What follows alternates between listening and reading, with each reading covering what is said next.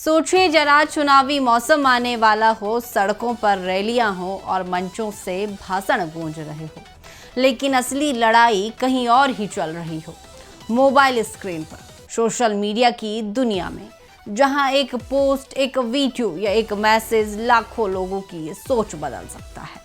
यही है आज का डिजिटल कुरुक्षेत्र, जहां पक्ष और विपक्ष दोनों की अग्नि परीक्षा होने जा रही है। इस बार की जंग सिर्फ मैदानों में नहीं, बल्कि फेसबुक, इंस्टाग्राम, यूट्यूब और व्हाट्सएप पर भी पूरी ताकत से लड़ी जाएगी। सूबे में आगामी विधानसभा चुनाव को लेकर जहां एक और रैलियां, जनसभाएं और रोड शो देखने को मिलेंगे, तो वहीं दूसरी ओर एक अदृश्य लेकिन बेहद प्रभावशाली जंग सोशल मीडिया पर भी जारी रहेगी। भले ही यह मुकाबला आंखों से सीधे दिखाई न दे, लेकिन इसका असर मतदाताओं की सोच और चुनावी नतीजों पर गहराई से पड़ सकता है। ऐसे में यह कहना गलत नहीं होगा कि इस बार की असली लड़ाई सड़कों के साथ साथ डिजिटल स्क्रीन पर भी लड़ी जाएगी, जहां पक्ष और विपक्ष दोनों के लिए यह एक बड़ी अग्नि परीक्षा होगी। सोशल मीडिया के इस दौर में चुनावी रणनीति का स्वरूप पूरी तरह बदल चुका है। राजनीतिक दल अब इसे केवल प्रचार का साधन नहीं, बल्कि एक मजबूत रणनीतिक हथियार के रूप में इस्तेमाल कर रहे हैं।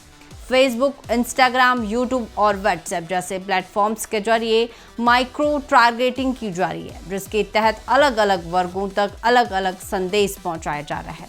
युवा, महिलाएं और पहली बार मतदान करने वाले मतदाता इस डिजिटल अभियान के केंद्र में हैं। छोटे छोटे मैसेज, वीडियो क्लिप और ग्राफिक्स के माध्यम से एक सुनियोजित राजनीतिक नैरेटिव तैयार किया जा रहा है। व्हाट्सएप जैसे प्लेटफॉर्म, जिन्हें आमतौर पर व्हाट्सएप यूनिवर्सिटी कहा जाता है, के जरिए सूचनाएं बेहद तेजी से फैलती हैं, चाहे वे सही हो या भ्रामक।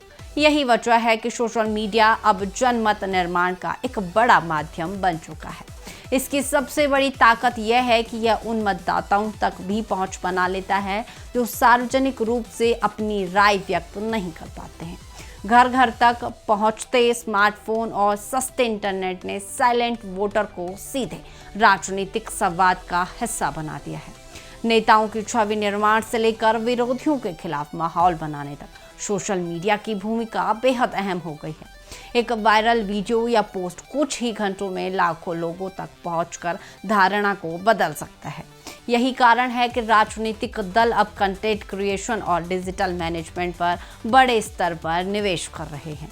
जहां एक और राष्ट्रीय मुद्दे सोशल मीडिया पर तेजी से ट्रेंड करते हैं, वहीं अब स्थानीय समस्याएं भी इस मंच पर प्रमुखता से उभरने लगी हैं। गांव की सड़क, पानी, रोजगार से जुड़ी छोटी छोटी समस्याएं भी वायरल होकर बड़े मुद्दों में तब्दील हो सकती हैं, जो सीधे तौर पर चुनावी एजेंडे को प्रभावित करती हैं।